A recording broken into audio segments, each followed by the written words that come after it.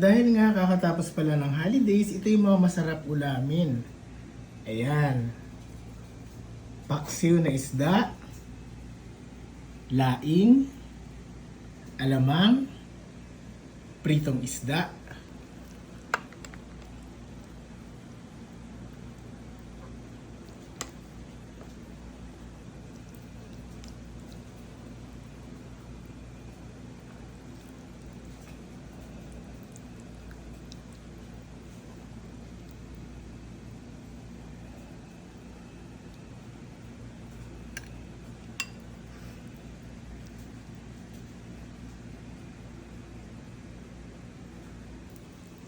galunggong, ayan.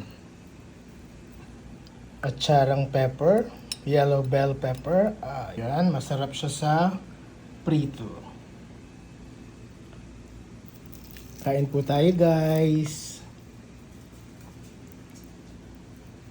Ayan natin, pagsama-samahin natin to. Ayan, nagmamantika. Then mayroong alamang at itong paksiw na isda. At lalagyan natin ng atsara. Ayan. Grabe. Sulit na sulit.